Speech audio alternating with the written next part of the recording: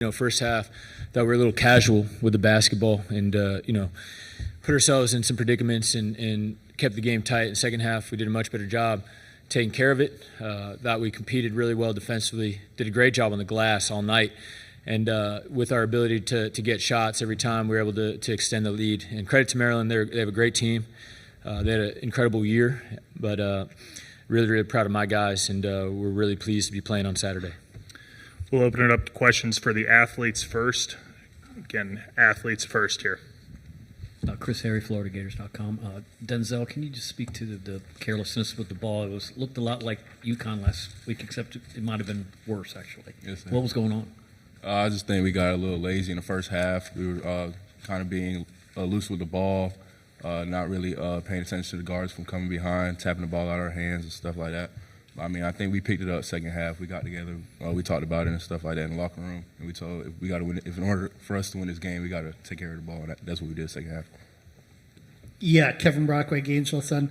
Denzel, I think it was a 29-3 edge and bench points. The ability for you to come in and produce, and for Thomas to come in and produce, with Alex obviously being out with the injury in the first half. How important was that? And I know it's kind of something you guys have done all year long, but what kind of pride do you guys take in doing that off the bench on a nightly basis? Yes, sir. It was very important. Me, Tommy, the rest of the guys on the bench, we come in with great energy. That's what we try to do every game. We just try to defend, whether it's on defense or offense. We just try to get a push on the edge because I think they got a little tired in the second half. We kind of used our depth to our advantage, and we pushed the pace on defense, and we got out in transition. And just everybody being ready, whoever's name is called, I think that's what we did. Yeah, Edgar Thompson, the Orlando Sentinel. For Denzel, just the unselfishness in the second half, 6 assists, I think, on the first 8 baskets, and then Rueben, the rebounding advantage, 40-22. What did you think of that? But first, Denzel. I thought it was very good. Everybody shared the ball. Everybody was very unselfish this game. Out of the second half, like we said, when we kind of picked up second half, we was talking more on defense, coming more together offensively. And we got knockdown shooters. We got great guards and great bigs just to clean up our misses and stuff like that. So I think we all just picked up second half. We came together as a team.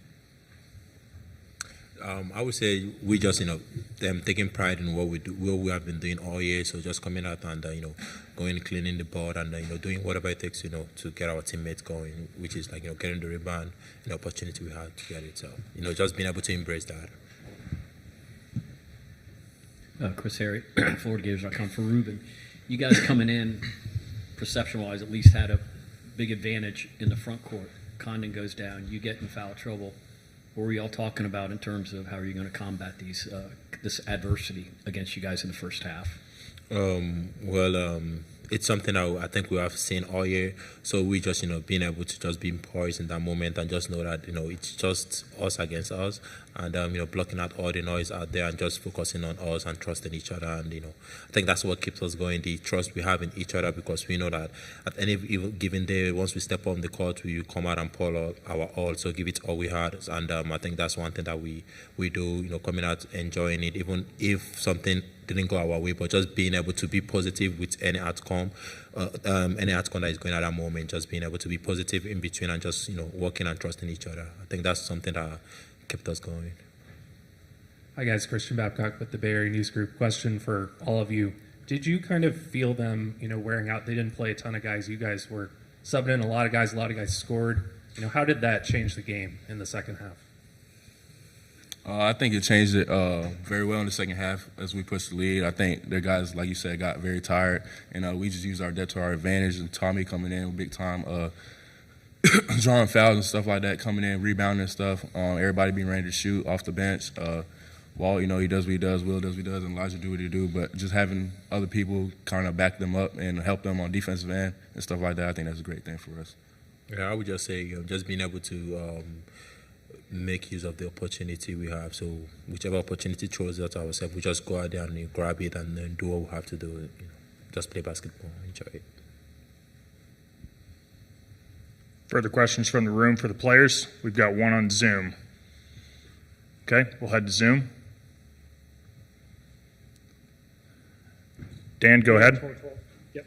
Dan Tortora, wakeupcalldt.com. For the student athletes, just what you could say it's been like to be on this ride together.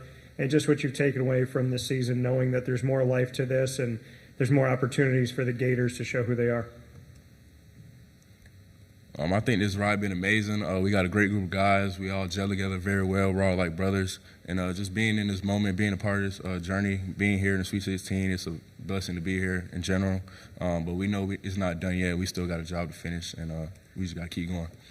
Just saying, enjoying the moment, enjoying the brotherhood, the love that we got from each other. So, just being able to be part of that is something amazing and something that anyone would want to be. Just being able to knowing that your brother got your back and you have their back, just being able to support you no matter what's happening. So just being able to be part of that, I think it's a beautiful thing for all of us, and I think we all could testify to that. So just being able to be in that group, that brotherhood, man, it's something that we love and we just don't want it to stop. Last question from the room. You guys feel like that second half was the kind of basketball you guys, when you're at your best? Because we hadn't really seen that kind of in the tournament, and you kind of did it when you needed it. Well, I would say that second half, that was us. At the beginning of the game, we started, as Denzel said, we started slow. Not taking care of the ball. But in order to achieve what we have to take care of the ball. Love the ball. Because it's precious. So just being able to get back to loving that and just know that okay, this is my cake. I need to hold it really tight. So, yeah. Denzel, Rueben, thank you. You guys are good to go. Appreciate you. Okay, we'll open it up to the room for questions for Coach Gold. Yeah, Kevin Brockway, Gainesville's son. Todd, I know you knew coming in, you probably had a little bit of a depth advantage, but then Alex goes down. How maybe that impacted your rotation and even the ability to get something from him in the second half in terms of, keeping that rotation intact and being able to get the bench production that you did?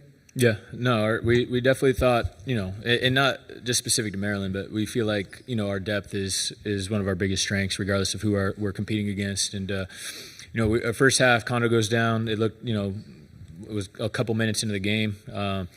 We just got out of sorts a little bit. We had to play Tommy pretty much the whole first half, and he did a great job, but he started getting fatigued.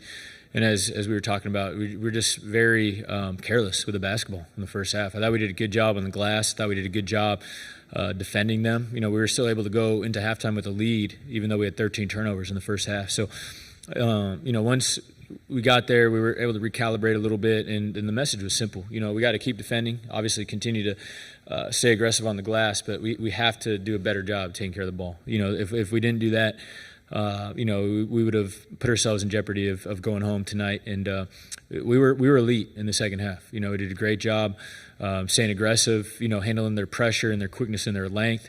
Our defense stayed consistent. We were awesome on the glass all night, both sides of the ball. And we started taking advantage of, the opportunities we got in transition. And, that allowed us to step on the gas a little bit and break away from them. Yeah, Bruce Posner from Terp Talk Radio and Odyssey Radio. Todd, Maryland's proclivity, even though they really only had a 5-man starting squad playing 30, 35 minutes, was second half over the last 20 games. How concerned were you at halftime, and what did you say to the team to flip the switch? I was concerned because I think Maryland's really good. They've been playing like a top 5 or 6 team in America over their last 10 ball games. You see the talent with Queen. He's an amazing talent. And every guy in their starting lineup has unique skills that make them really difficult. But to be honest, as I just said, the message was simple. Like, we have to take care of the ball. Like, we had 13 turnovers in the first half, and our goal as a team is to limit ourselves to 12 for the game.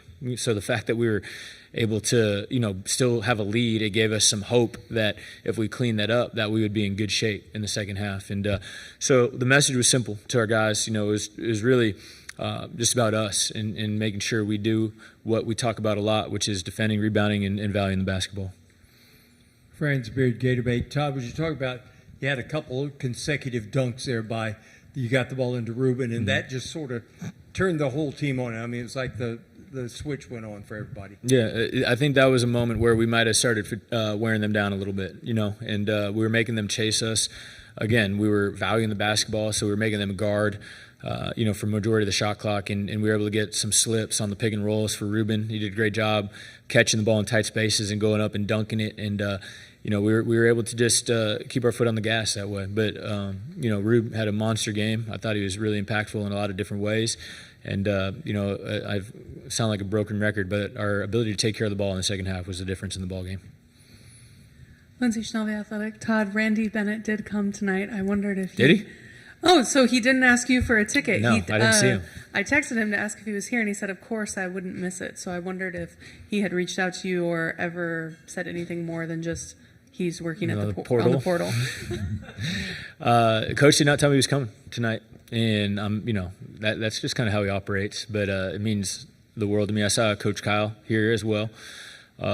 And those guys have been so impactful, for me in my life, and I've known them since I was 17 years old. And just the joy, that Coach Smith, just had being around us. We've all been together for a long time, and a lot of these guys on my staff here at Florida were with us at Columbia when Coach Smith got his first job, and I know he's proud of the work we're doing, and I know Coach Bennett's really proud of the work we're doing as well. And for me, I'm proud that my program and our program is performing the way it is, and a lot of it has to do with the kind of the base and just experiences that I had with them over my 5 years in Moraga.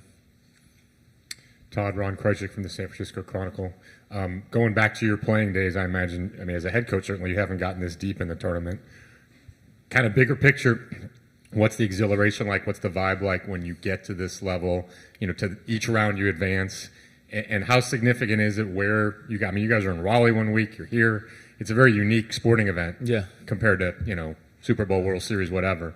I'm just curious, the experience, the journey, what it's like for you, and what do you expect Saturday to be like? Yeah, it's surreal, to be honest. The thing that I keep kind of going back to is that, selfishly, personally, I just don't want it to end, And we have a uniquely tight group. My staff has done a fantastic job all year. It's our third year being together, and obviously we've had a couple guys that have benefited from our success that are going to be getting head jobs here when this runs over. But the key for me and my staff and our player is we can't take a second of this for granted. It's been an amazing run. We've won 33 games this year. It's incredibly hard to do. We kind of had a great rip through the best league in college basketball over the last 20 years, won an SEC championship, and now we're playing well at the right time, and have an opportunity on Saturday to play our way into the Final Four. And it's an amazing experience. I'm not necessarily surprised. This group has been working in unison since June, and they've been looking out for each other. We knew early we had a really great group of young men that would pull for each other and play the right way. And our team talent has really taken over, and I thought that showed tonight in the second half with the way we kind of put our foot on the gas down the stretch. Yeah. Hey Todd, just two real quick ones. Can you speak to Denzel's big shots at big times, but also one sequence that came at a tough time when Alex was on the ground and pushed the ball toward the basket? And Micah put it in. It was a hell of a play. It was just a huge play at the time because that was during their comebacks. Yeah, no, Denzel was fantastic tonight. He did an incredible job. He was in there when we kind of iced it. I'd say kind of from the 10-minute mark down to 4. He gave us a great stretch, hit a big 3. I think that extended it back to 15 or something when they were starting to get some baskets. And he just played with great confidence tonight. And he was fearless, and he attacked for all 20 minutes he was out there. He gave us a big lift. And Kondo, obviously, we just weren't sure we're going to have him in the second half. And credit to him, he wanted to be out there with his teammates, and he fought to get back out on the court. And loose ball, just dives on it, makes a winning play, pops it up to Micah, and he tips it a couple times and puts the ball in. But those are backbreakers. When your energy and your effort, your energy and your extra effort, lead to baskets or turnovers. When you're on the defensive end, those kind of deflate your opponents. And I thought our guys did a wonderful job over the last 20 minutes of the game of making play after play that way that kind of kept them at bay. Hi, Todd. Christian Babcock with the Bay Area News Group. When you have the depth that you have and you can sub guys in and there's not much drop-off, whereas they have, 5 guys who kind of play most of the game, is that a comfort on the bench? How do you go about, looking at the game and seeing maybe they're getting tired and this is where we can mash the accelerator in the second half? Yeah, you got to trust it in the first half, simply because they're not going to wear down that much at that point. And our bench did a good job. I thought Irby was a little tight out there, but Zell was fantastic. And Tommy obviously gave us 30-something minutes because of Kondo's injury. I thought Micah, foul trouble in the first half, but gave us some big minutes in the second half. And a big thing that we had talked about as a staff in our prep was, like, regardless of what's going on, like, we gotta trust our bench and know that that's a huge advantage for us tonight. And obviously with Kondo going down, I don't think we were able to even take as much advantage as we really would have wanted to, with him only getting 13 minutes. And we didn't play Herb as much, but the way Tommy, Micah, and Zell gave us minutes off the bench was huge. They were the difference.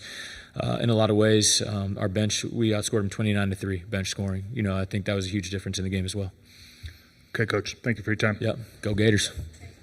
You're welcome. Everyone will be joined momentarily by Maryland head coach Kevin Willard and student athletes Julian Reese and Derek Queen.